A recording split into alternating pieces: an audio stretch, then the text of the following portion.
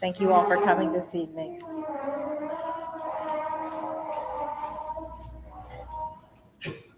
You've heard of the elephant in the room? Yes, I've heard of him, and I actually just heard him.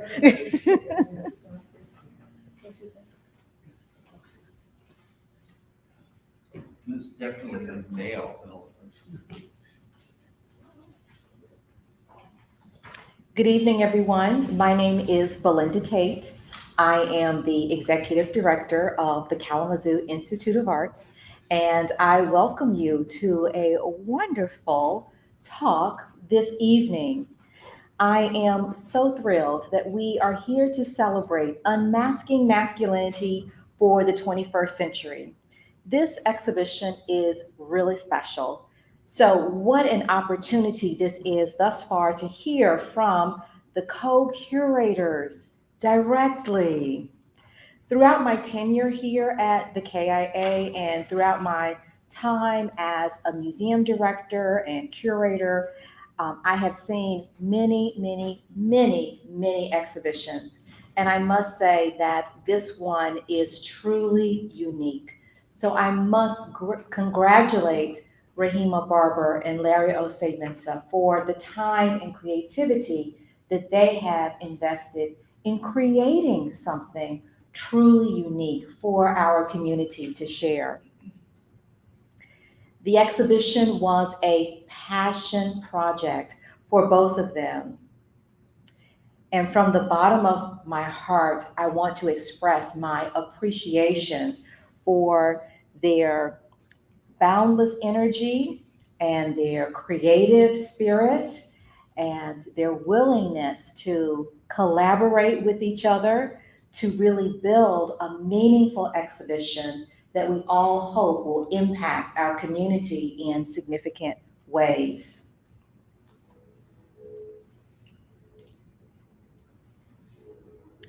For me, this exhibition is also special because it challenges us. It challenges our perception of others, and it helps us to reflect on the fact that the way we see others and the way others see themselves are two very different things. So as you go through the exhibit, which opens tomorrow, notice these two separate sets of perceptions. How we see others and how they see themselves may at times overlap, but think about the types of strategies that we employ as individuals in our community when those perceptions don't necessarily overlap, and begin to choose how we might want to respond to others in those instances. Now, I know many of you aren't as familiar with the exhibition as I am. You haven't seen the behind the scenes yet, so I'm going to get on with it. You'll get a good sense of unmasking masculinity tonight, but also tomorrow, Friday, September 23rd at 5:30 p.m. Come back for a big celebration with us. At that time, you will be able to experience the full richness of this exhibition in person. We'll have live music, a cash bar, refreshments, a photo booth, and a grand unveiling. Also, a DJ and a little dancing to celebrate as well. So it will be an evening not to be missed. To introduce our two co-curators, I'll begin with Larry Ossei-Mensah. Larry uses contemporary art as a vehicle to redefine how we see ourselves and the world around us. The Ghanaian American curator and cultural critic has organized exhibitions and programs globally featuring such artists as Fiorella Baez, Ebony Patterson, Judy Chicago, Steve McQueen, Stanley Whitney, to name a few. A native of the Bronx, Ossei-Mensah is the co-founder of Art Noir, a global creative design to engage this generation's dynamic and diverse creative class and celebrate the artistry and creativity of Black and Brown artists worldwide. Ossei-Mensah contributed to the first ever Ghanaian pavilion at the 2019 Venice Biennale with an essay on the work of visual artist Lynette Yiadom Bojwe. Ossei-Mensah is the former Suzanne Hilberry Senior Curator at the Museum of Contemporary Art in Detroit and currently serves as Curator at Large at the Brooklyn Academy of Music, where he curated the exhibition Let Freedom Reign in 2021. He also co-curated with OMSK Social Club the 7th Athens Biennale in 2021. He has recently organized Purring Monster with mirrors on their backs featuring Guadalupe Miravilla at the MCA Denver. Currently, Ossei-Mensah curated Ghanaian painter Amoako Boafo's first museum solo exhibition, Soul of Black Folks, at the Museum of the African Diaspora in San Francisco, and is currently on view at the Contemporary Art Museum in Houston. Similarly talented, Rehema Barber has been chief curator here at the Kalamazoo Institute of Arts since April 2019.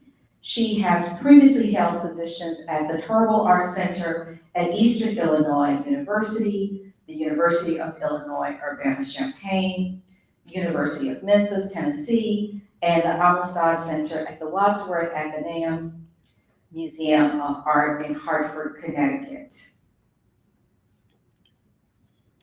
Barber also participated in the Getty Leadership Institute in 2007 and 2018, the 2012 Japan Foundation's Curatorial Exchange Program, the Henry Luce Foundation Jewish Art Institute at NYU in 2006, and was a 2001 Romare Bearden Fellow at the St. Louis Art Museum.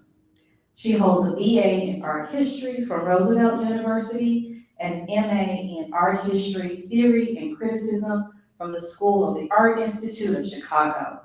Barber has led the KIA curatorial team in countless exhibition projects, including Unveiling American Genius, exhibitions featuring Young Fei Ji and Todd Gray, Africa Imagined, Reflections on Modern and Contemporary Art, and Unmasking Masculinity for the 21st Century. Now, it is my pleasure to welcome to the stage Rehema Barber and Larry Ossei-Mensah.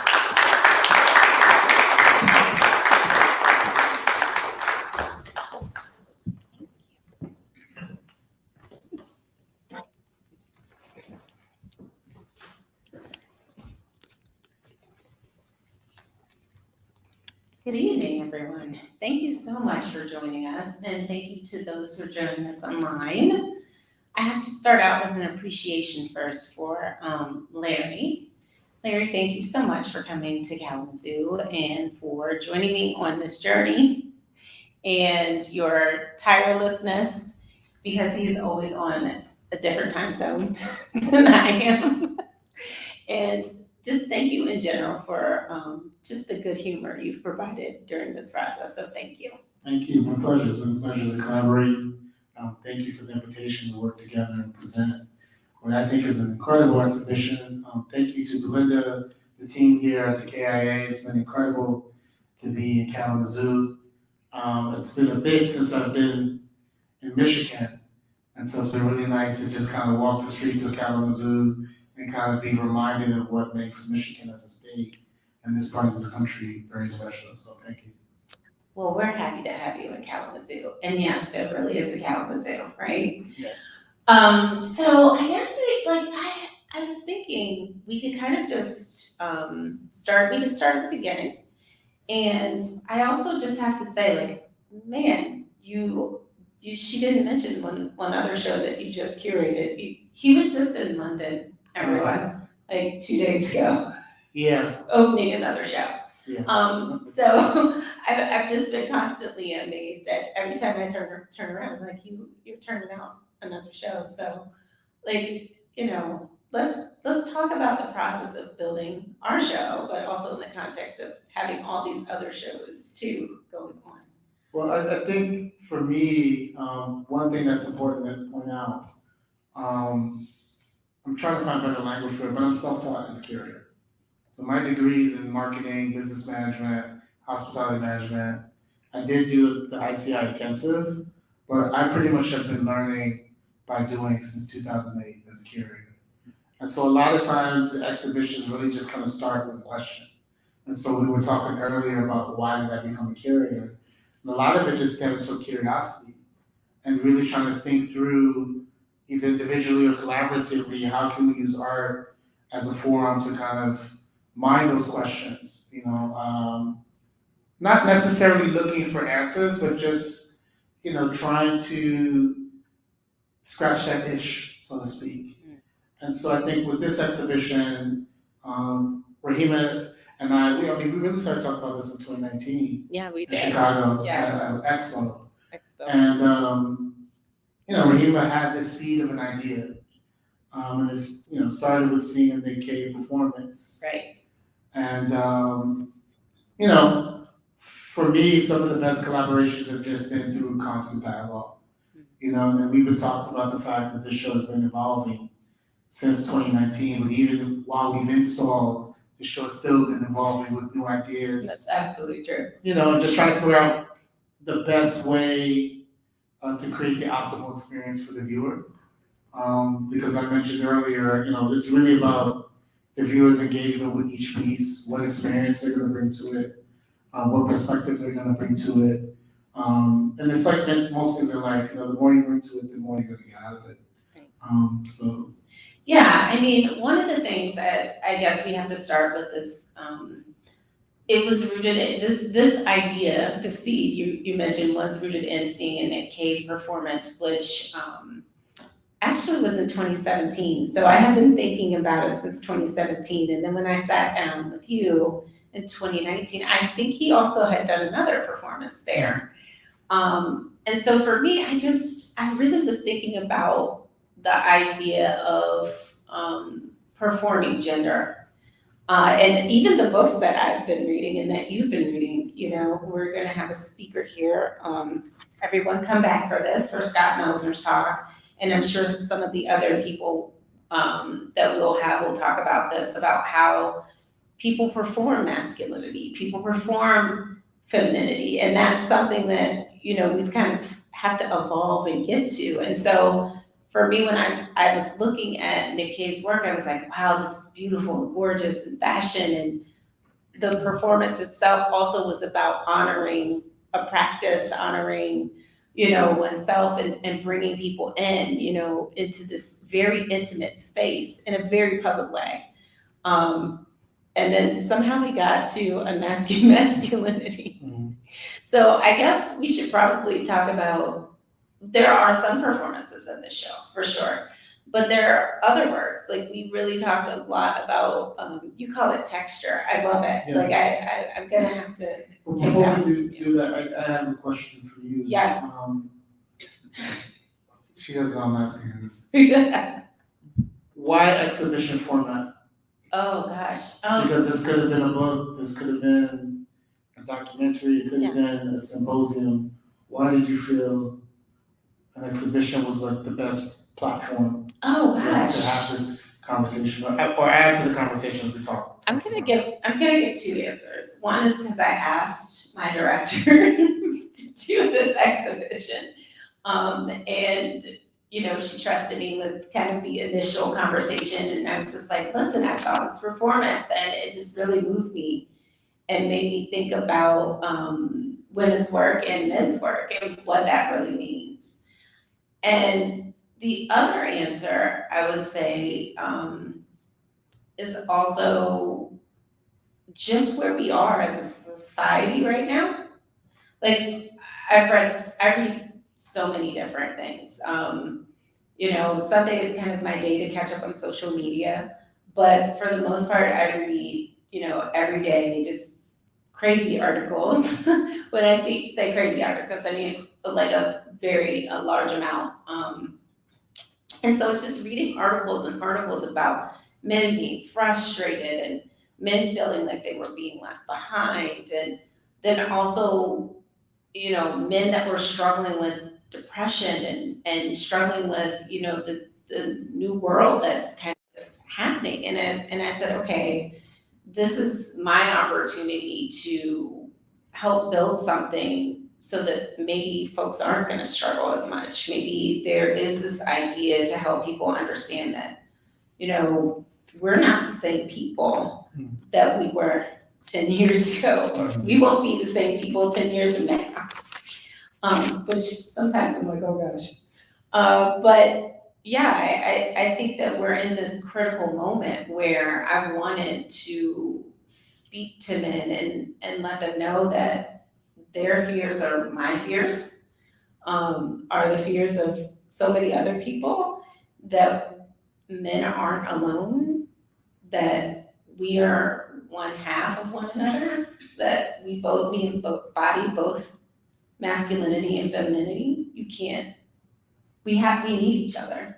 We have this symbiotic relationship. And so for me, it was really about being a bridge builder and maybe even trying to repair the breach that I see out there. And I think also creating a space to invite individuals who identify as men, individuals who identify as non-binary, to be part of the conversation. I feel like there's a space for them. And, in terms of the works in the show, we tried to carve out some themes. So with a lot of the artists that we selected, if not most, they're artists that we know. They're artists that we've been having this conversation with individually. So I think that's one thing that makes it special because, like in the case of Mark Leckie, when we were talking about performing bodies, which is one of the inidentities is one of the themes, Fiorucci Made Hardcore was the first thing that came to my mind. Yeah. This is a piece he did back in, I think, 1999. Yeah. So we were able to recall very specific pieces that I think helped us articulate what it is that we were trying to explore in the exhibition. I agree with that. I think also too, like the way that we curated really came somewhat intuitively. Like we were looking very much at who speaks to the issues of masculinity and femininity and manhood and personhood. But I also think we were also looking at the aesthetics as well. And then somehow in there, we just layered in these things sort of kind of made themselves known, which was really lovely. So that was really, I mean, like even we said we had to do a section about sports. Mm-hmm. Like we and certainly it is not at all encompassing. And we also felt really, it was very important to talk about adolescent, like, thinking about Mike Kelly, like adding him into the show. It's like, I've been such a huge fan of Mike Kelly's work for so long.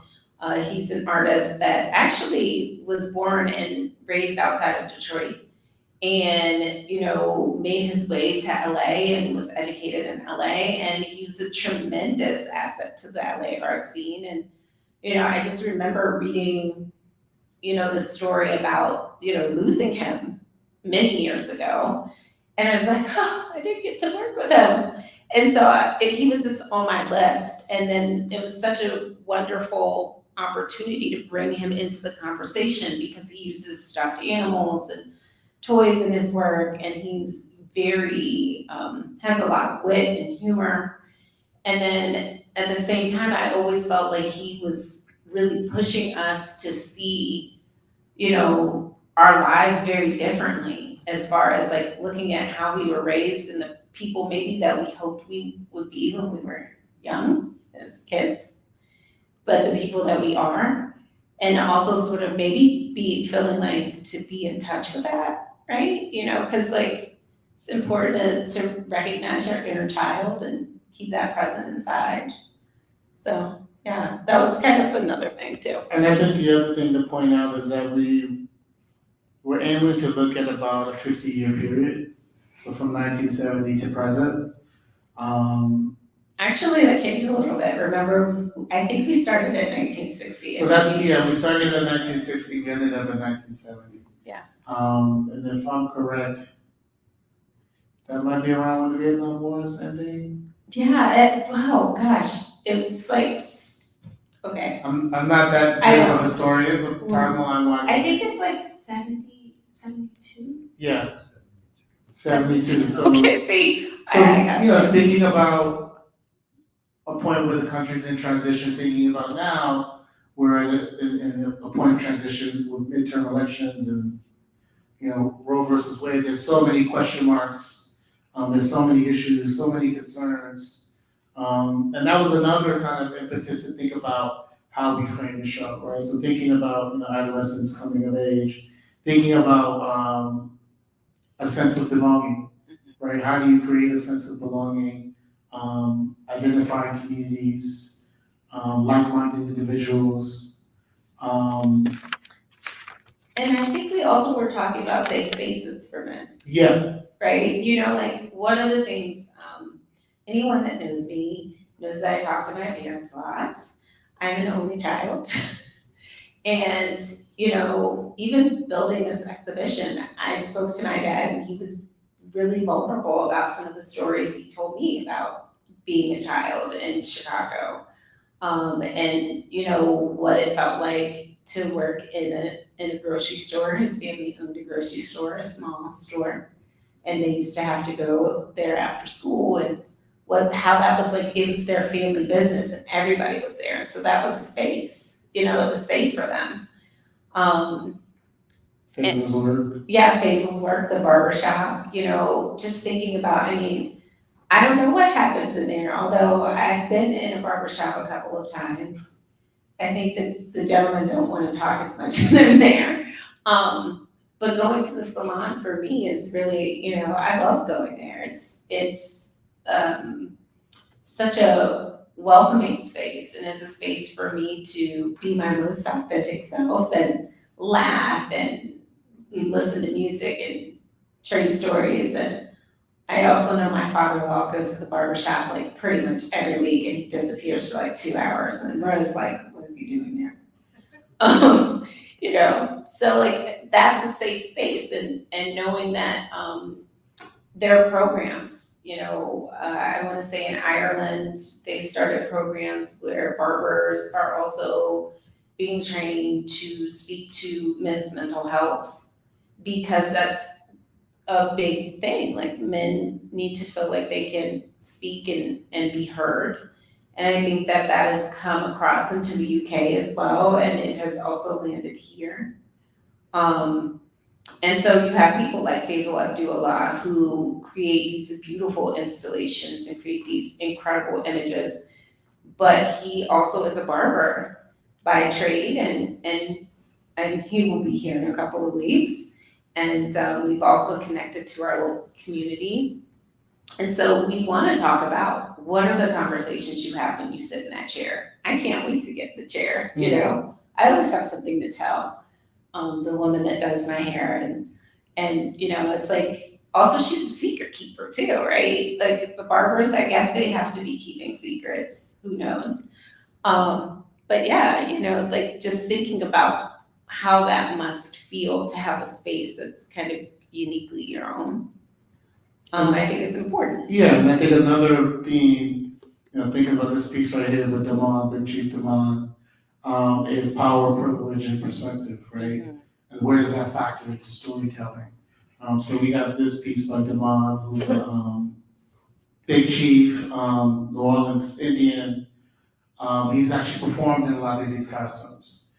And, you know, when we were working on the show, I went to New Orleans in January, and this happened, I literally was going to the airport, stopped in his studio because a friend had suggested it, and he was there beating these patches.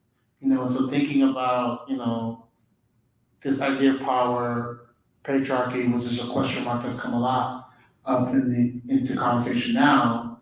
But then just thinking about, like, we have a piece in the show by Warhol of General Custer, right?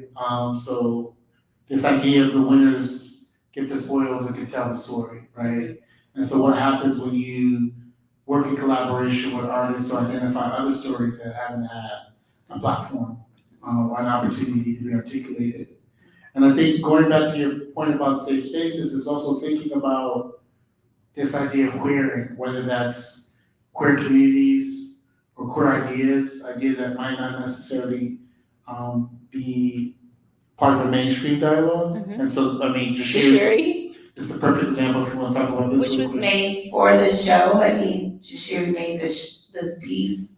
We were talking to her. I was actually talking to one of our catalog contributors who had worked with her on a show, and I was like, that's right, I remember Jashiri. And Larry and I had a wonderful visit with her. We were talking to her about another piece of the show.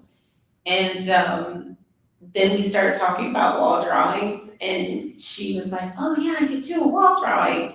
And she started sending us images of her wall drawing. And then somehow she was so inspired by the story of, this is called Three Goddesses. And oh my goodness, I wish I had written their names down, but we will make sure when we post this later, that we have their Instagram handles, because they created a space in Chicago for queer brown people to sort of be able to celebrate their queerness. And you know, this was a image of them taken at like sort of the 10-year anniversary of this big celebration, which I thought was it's really important to have those perspectives and also to show ourselves as allies, right, in this moment, and also question, like, what does that mean to be an ally, right? I think also going back to your point about Big Chief Demand, while we came up with these themes and have these things, everything overlaps, everything. Like, there is no, just because you may see or read something that has the artist's name in the belonging section, that doesn't mean that they're not also talking about sports. Objectives, right? Right. You know, like this is really important to us, that we kind of wove this, we kind of made our own tapestry with this exhibition, right? Because we're weaving this story about how interconnected these ideas are. Wanting to belong is maybe a reason why people participate in sports, right? Wanting to be represented is maybe a reason why, you know, is something that you hear young people, adolescents talking about. Like, they want their voices heard too. I mean, like, look at how many young activists we're having now, right? I mean, it's incredible. And so, yeah, the show weaves back and forth. Nothing's just stuck in a theme. It's all connected. I have a question for you. Okay. What did you find were some of the challenges or opportunities with pulling this show together? Because the other thing that we have to kind of factor in is that we had to work through this also during COVID.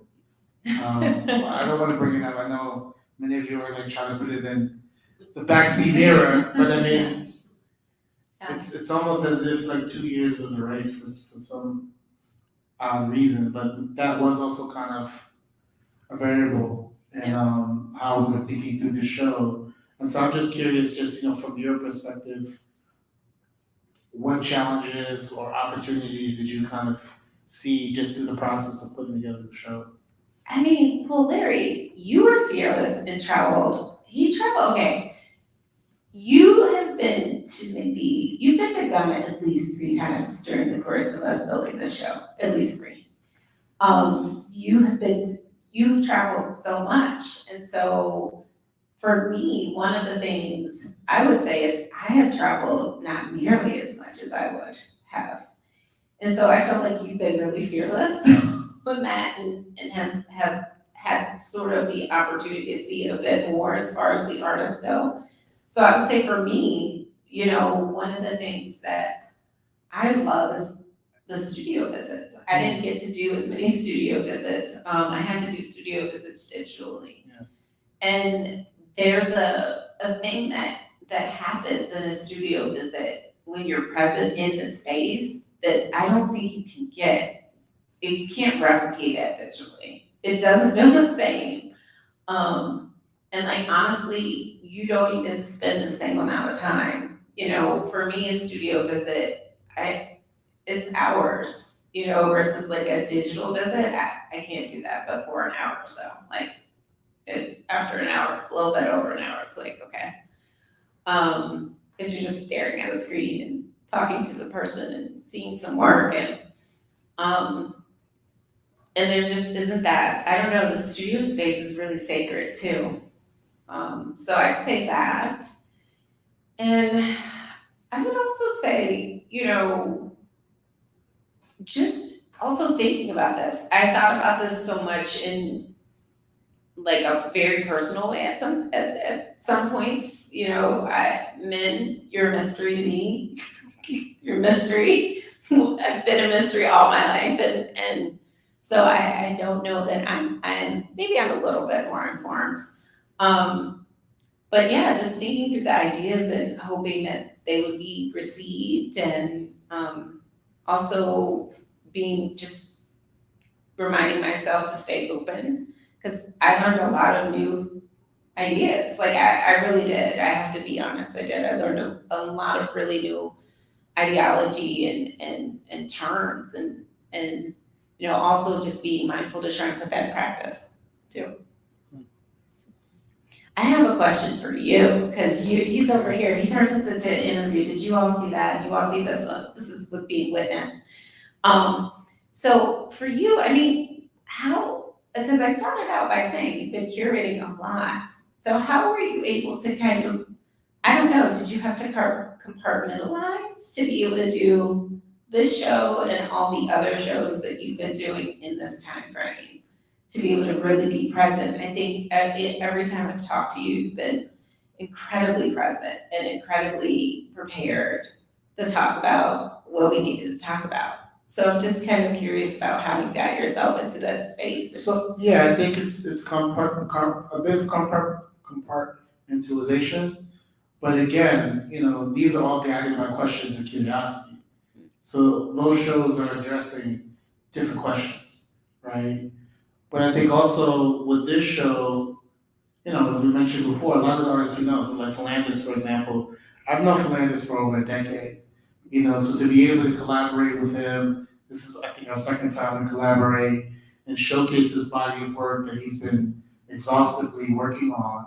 You know, this piece, Nobody Loved Me But My Mother, and She Might Be Jiving Too, you know, just kind of this poetry through text, but then him using a hairbrush, which for someone like me growing up in New York, where you were trying to get, you know, the perfect waves or whatever the case may be, that was like, you know, you had your wallet, you had your keys, and you had your brush. So for me, it's also something that kind of took me back to, you know, the point of when I was coming of age, or like this piece by Mark Bradford, which is a piece I saw many years ago, actually. Beth DeWitty had a version of this piece, and it was just kind of interesting because Mark Bradford's about 6'7", 6'8", you know, and it calls into this question, you know, just because you're tall and black, does that mean you have to be athletic? Right. Right? And so this is a beautiful piece of him in this kind of like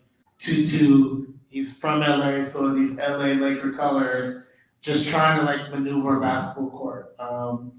And, you know, kind of articulating, you know, a bit of this absurdity to assume that because a person looks a particular way, that they are supposed to participate in a particular sport or activity. And so, yeah, so for me, it's they're all guided by questions, and then, you know, really great collaborators, right? And for me, this is what feeds me. So it's not like I'm not doing anything else, but you know, I got other hobbies, but for the most part, I'm making shows, and that's just how I'm learning. And I think for me, this was important because there's just so many different conversations I've had with artists, I've had with friends. I mean, even when we were making this show, I went to visit an artist and I was super excited. They were like, what are you working on? I'm like, oh, Unmasking Masculinity. And this artist was a friend who's trans. And they were like, where's the women? I'm like, what are you talking about? Yeah. It's about masculinity. She was like, exactly. You know, women are just as part of this equation as men are. And I was just like, damn, I'm being a man. And so that's when, you know, we had to, you know, kind of relook at our checklist, and they were like, okay, Captain Opie, you know, high school football series, Yes. right? Perfect, you know, Cola Shore, Yes. Dina Lawson, Yes. Cheryl Pope. Sheila Creek Wright. Yeah. Ebony G. Patterson. I mean, yeah, we went, and I think it was really great to have that injected and have that perspective, because I think, you know, men definitely are, it's kind of interesting to think about historically how men are depicted, art historically, right? You mentioned Dina Lawson, and there's a beautiful text that Larry wrote, and I was just like, gosh, that's so amazing that this sort of inversion of the odalisque, the sort of reclining nude figure, and saying, like, you know, when you think about the odalisque, it's about, you know, sort of the objectification of the female body. And you don't see men, I mean, like, you see men nude, but maybe a bit more sculpturally, that, you know, sort of in that sort of classical. Not as vulnerable. Yes, but with Dina, I mean, I love that you sort of injected the language of painting into the photography. Like, I was just like, wow, that's a really interesting way to look at it. And also, I love the fact that in that particular image, I was just like, yeah, he's totally, like, there's the vulnerability, but then there's also this, like, a level of, it's not like an eroticism in the image, right? But there is this sort of desire in a very lovely way, not in this othering way that you traditionally see that odalisque in. So, like, for me, I'm like, wow, he is, like, sort of, like, look at his accoutrements. He just as easily could wear a shirt and tie, right? Because he has, like, a tie in the car, as he could be, you know, shirtless. And then also thinking about what it means to be shirtless, you know, the idea of what the bearing of the chest it means to manhood or masculinity, both of which are two different things there. Which one of our catalog contributors, Maurice Wallace, talks about, sort of the bare-chestedness. So yeah, just those ideas, I think, I will say too, I really appreciate you bringing, like, turning some of the language on its head. And I also think that, like, having language, knowing that the use of language is powerful. It's a tool. It is something that can be used to build up, and it can be used to break down. And it can be used to make things actually physically manifest. Language can, and it also kind of is something that can help our imaginations. So just knowing that in the process of building this, you know, the text that we have, writing that we've done around it, it all has sort of built, again, tapestry of. And also the programming. 'Cause I think one thing that we were clear with a lot of the artists, because there was this constant checks and balances, which was great, is that this is just a small contribution to a larger conversation. This is not the end, this is not the beginning, and so we definitely made an effort, you know, not only with the exhibition and the catalog, but also the programming, and you all have a card for those who are here live, in your seat, to make sure that the programming was as robust as possible, to really kind of engage on these different themes and ideas.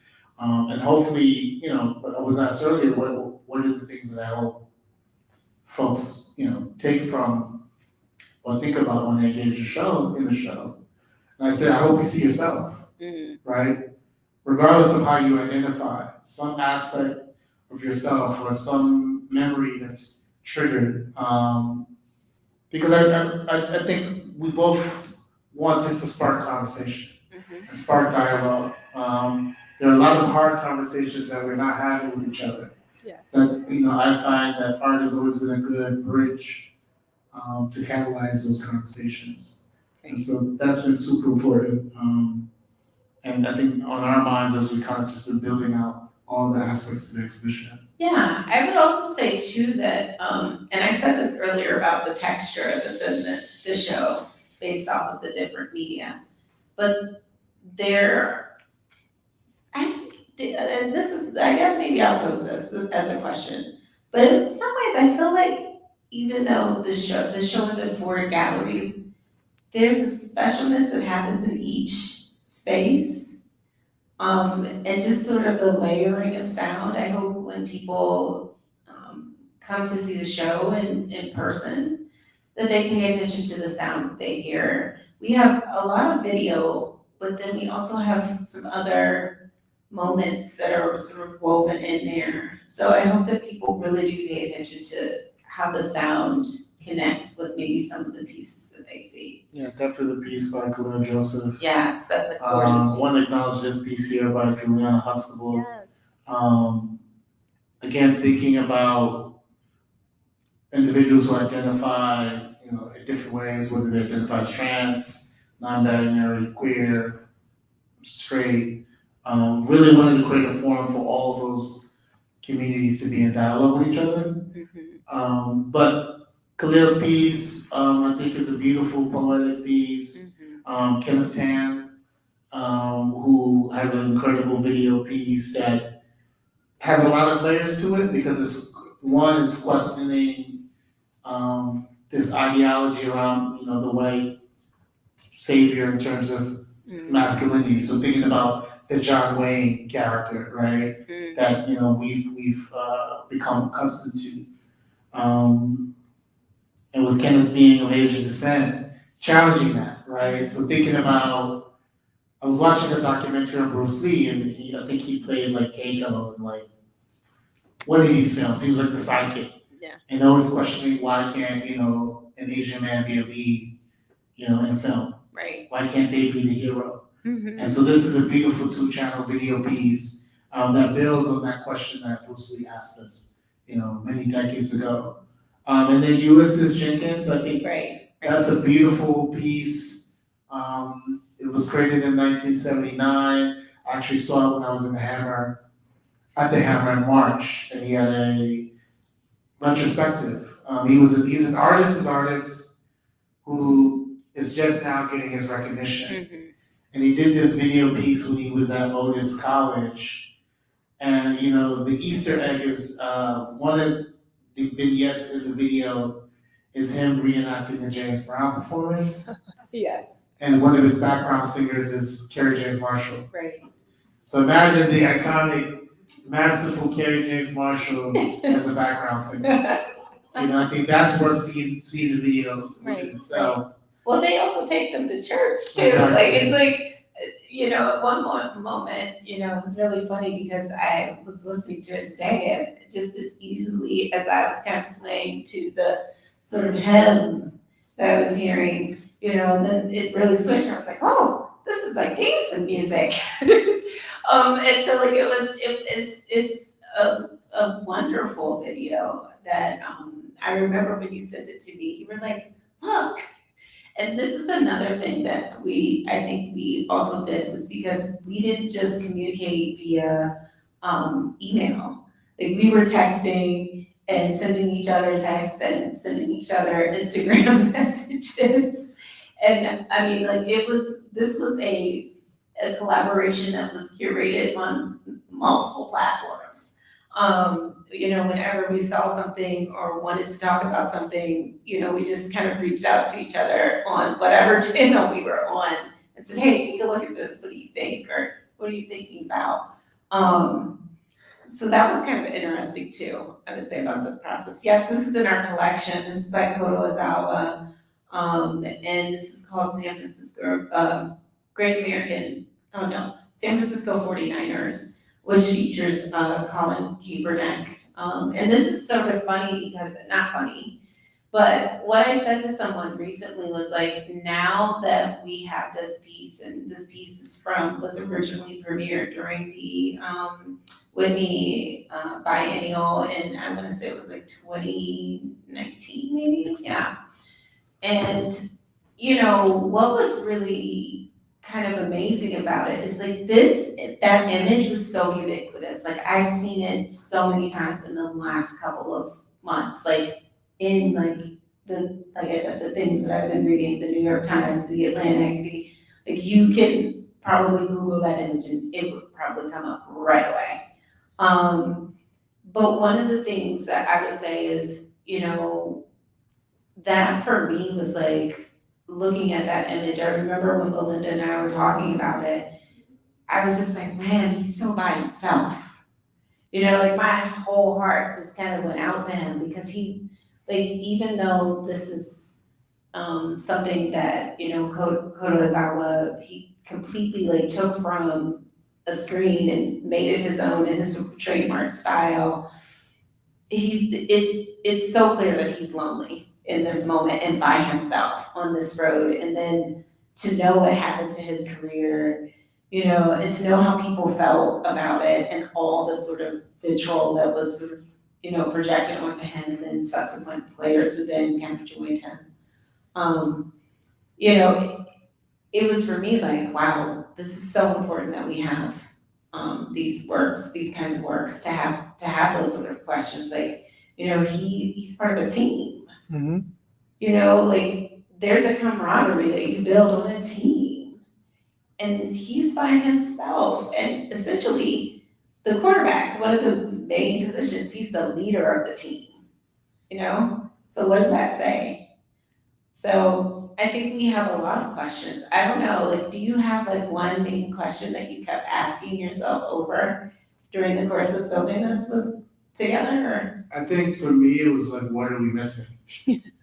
That's true, I heard that What a are we lot. missing? Because group shows are a tricky kind of endeavor. You want to do your best to kind of address as many ideas as possible. You're never going to get all of them. And we literally, when we were doing video chats for artists, we were like, we're going to miss something. And that's just kind of the nature of things. We're not intentionally doing it, but if there's something that you see would add value, please tell us. So I think for me, it was almost like to the point of paranoia, like what are we missing? To really make sure to the best of our ability, we're providing space for as many voices as possible, because we want this to be as dynamic a conversation as it can be. Whether it's in that exhibition space, whether it's with the catalog, or the programming, the great programming that's being put together for the exhibition. Yeah, I would definitely say that. I think that was one of the things that we also said, pretty much like when we were, crafting the sort of general statement for the catalog. Like, we know this is not all that we can say about it. There's no way. But I think also the other part is like, how do you edit, right? Because there's so many ideas, there's so many perspectives, and I think that was also where these teams became super helpful, because there were moments of overlap, but then there were moments where we had to kind of make clear demarcation that, okay, we need to talk about this. So thinking about like Jordan Eagles' piece, Right. for example. Oh my gosh, oh goodness, I'm gonna mess this one up, but for those of you, Jordan Eagles is an amazing artist. I've known him for so many years, and he works with blood. He works with animal blood, and then he's also recently been doing more work with queer, transgender, and gay blood, where he's made this amazing sculpture called Blood Mirror, and then he also has this work in our presentation that is called, oh my goodness, American Carnage. Thank you. Thank you, memory. I was like, what? It's American Carnage, and it's, an old Superman comic book cover, and, the world is, or no, Metropolis, because that was what Superman's world has come out, like, everyone has come out to give the superhero a blood transfusion, which is kind of ironic, considering, like, he's not human. And we're, the people that are, that's not what I say, he's from the planet Krypton, I don't mean it in a mean way, I love Superman. But, he's getting a blood transfusion and there's this endless line, but then he's sort of spattered, he did this very action-based, it's like an action painting on top, very expressionistic splattering of a gay man on PrEP. And PrEP is a drug that can be taken every day that that's been proven, like, 99% effective to prevent HIV.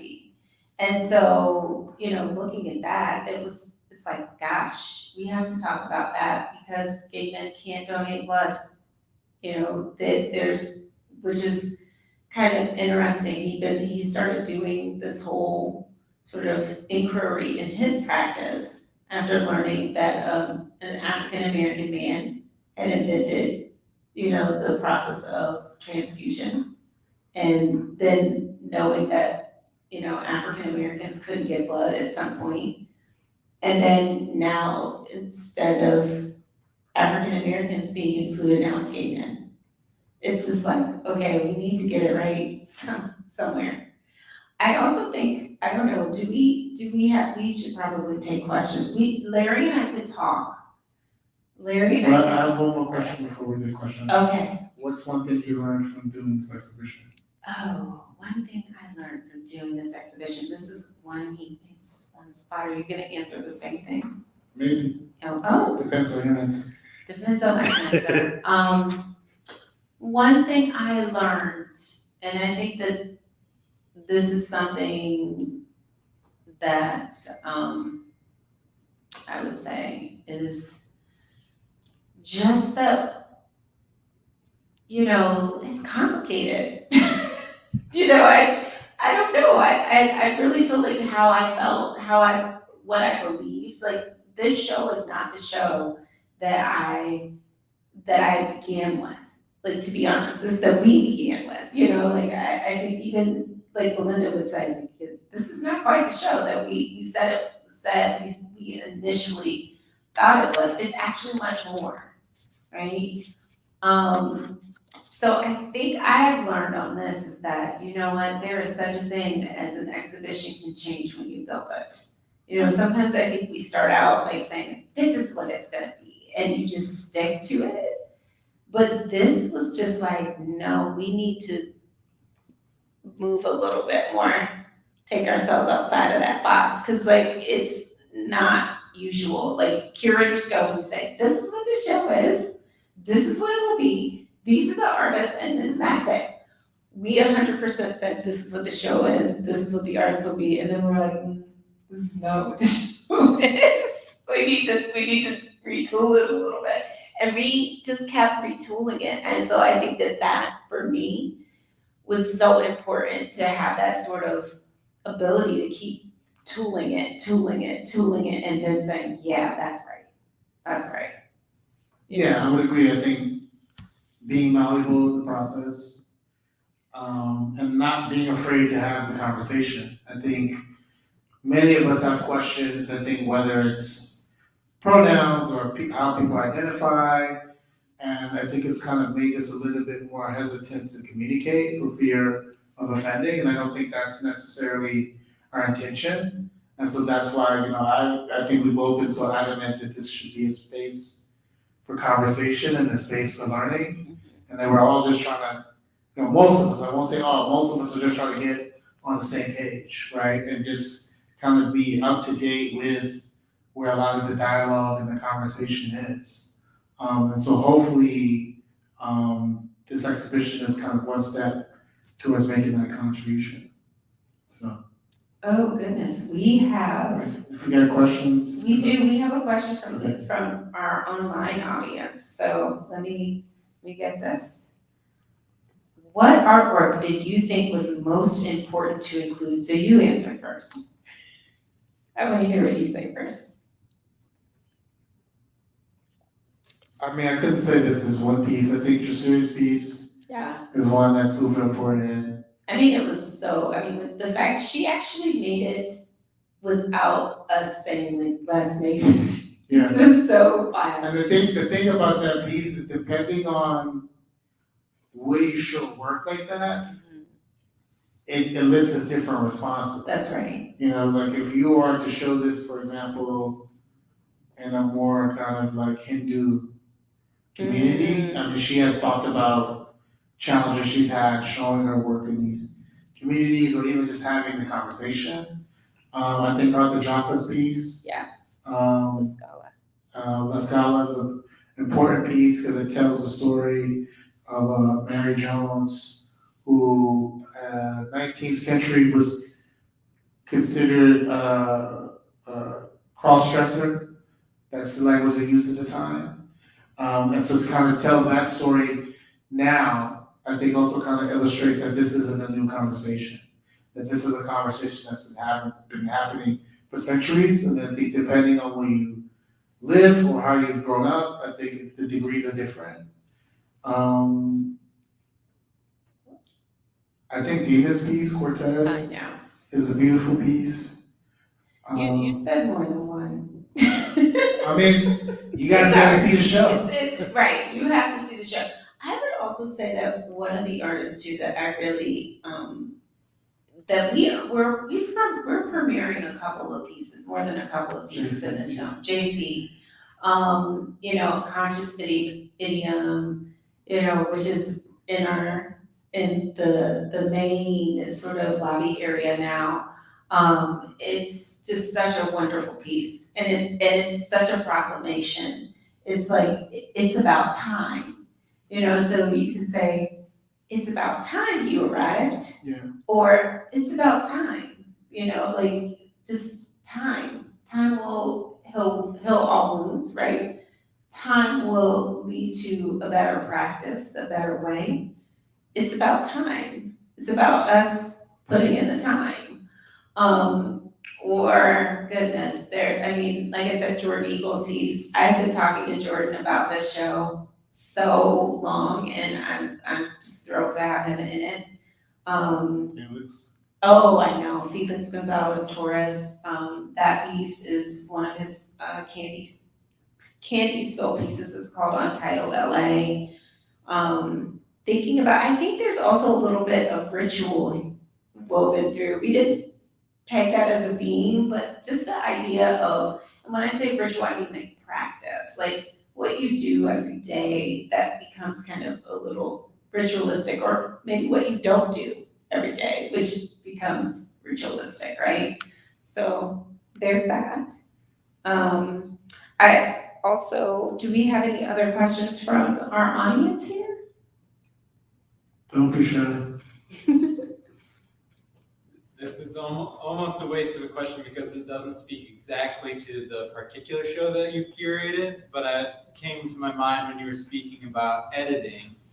And so this is a question for curating any show would be, like in this situation, did you know what kind of wall space you had and then chose a corresponding number of artists, or how, you know, what was your metric to know that you had, you know, filled the show? Oh gosh, okay, so the question is like, kind of like a technical question, right? Yeah. It's like, what was the wall space, what was the gallery space? So I think Larry knew that we had 6,000 square feet.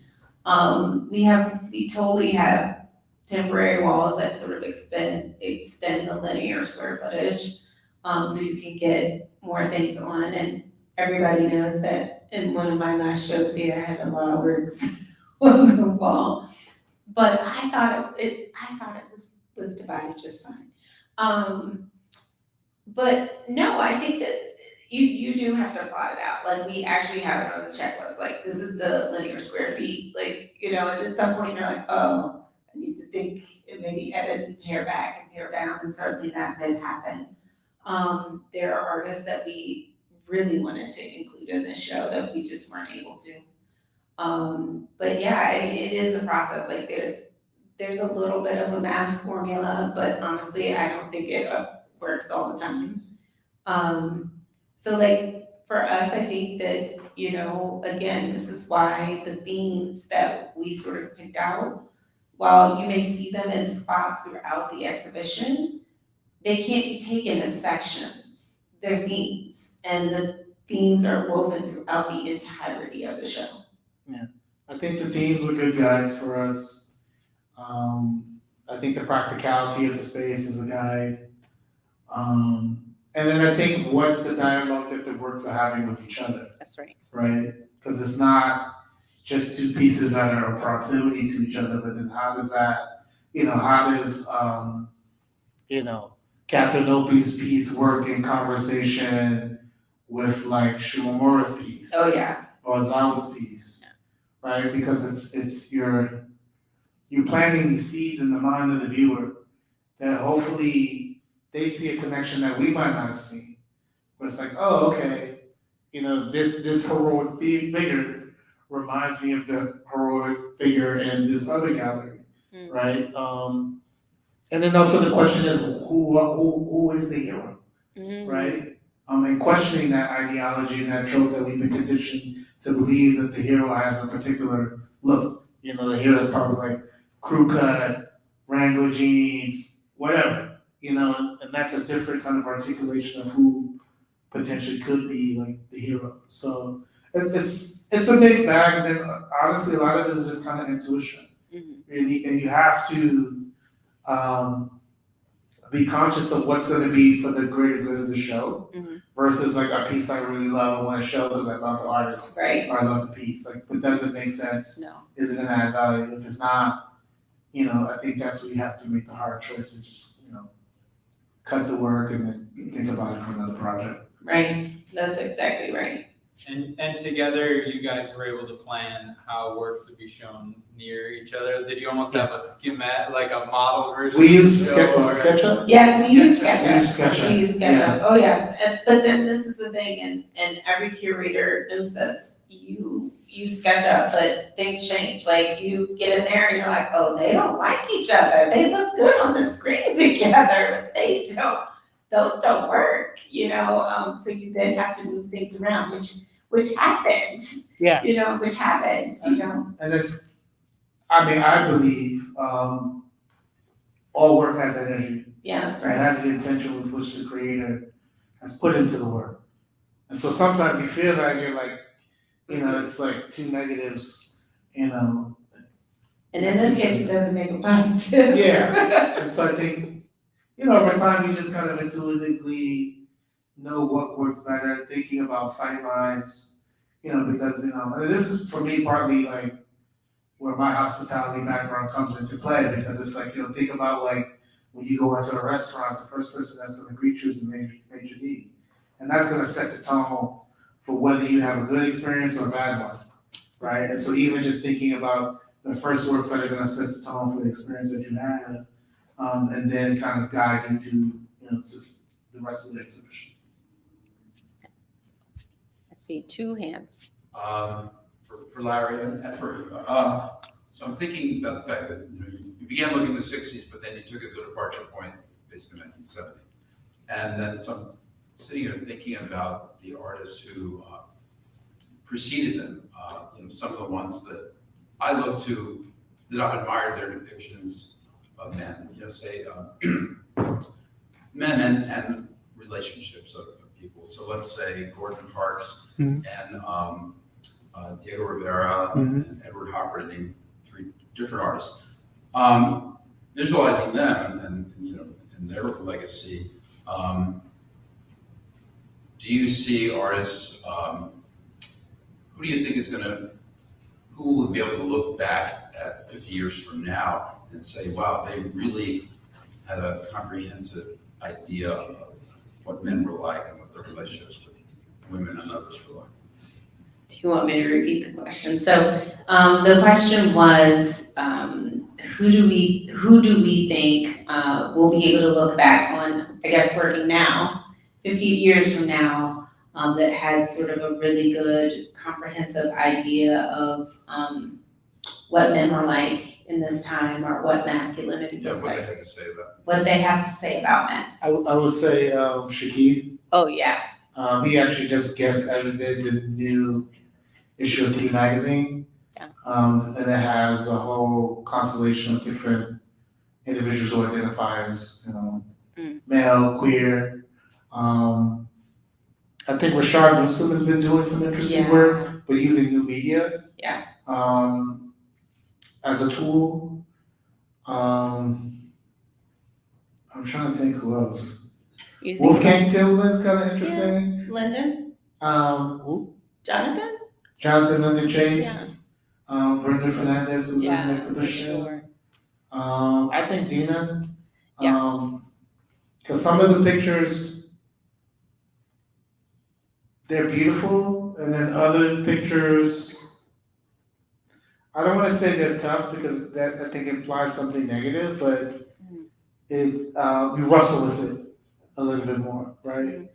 I mean, there's so many, and I think for me, King Texas, John Edmonds. There's, oh my goodness, I'm blanking on his name. We were Jamie Holmes, maybe?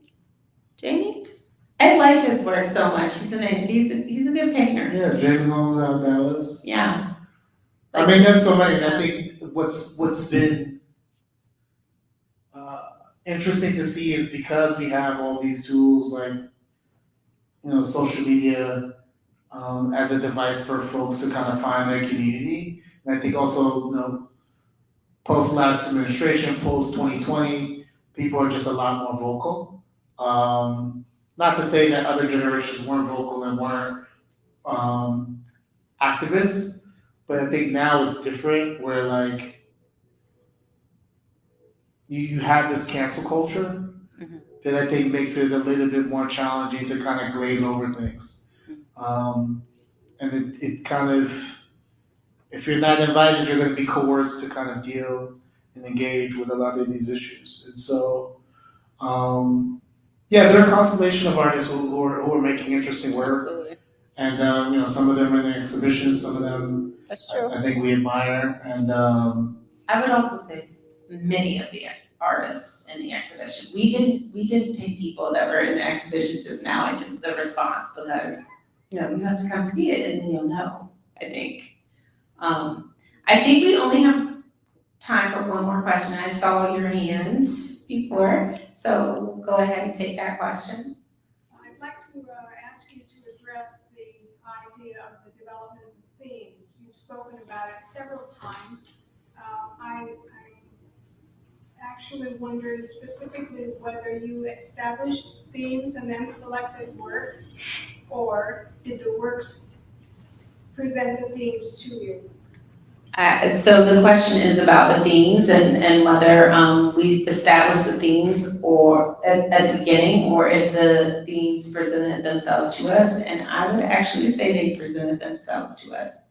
I think we have put things together. I mean, if you don't mind me taking that one.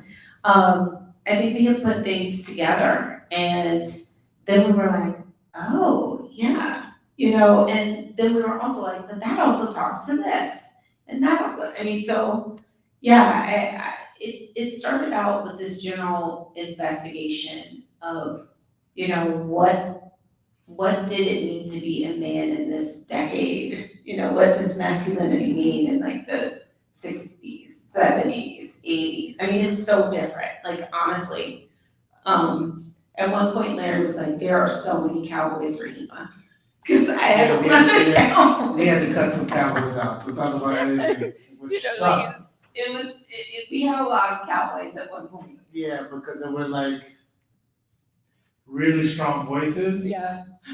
But it was just like, then it was becoming a cowboy show. Yeah, it was. And then we had to go back and say like, no. But so yeah, I think that really is what happened. It's like we had our show, and then when you sit down and you start to look at what the sort of things they're doing, as far as like how the works are speaking to us and as individually, and then as that sort of collective group together, you say, oh gosh, yeah, we knew, I think the one thing that we did go with right off the bat was, performing bodies and activities and sports and masculinity. Those were the two that we started out at, for sure.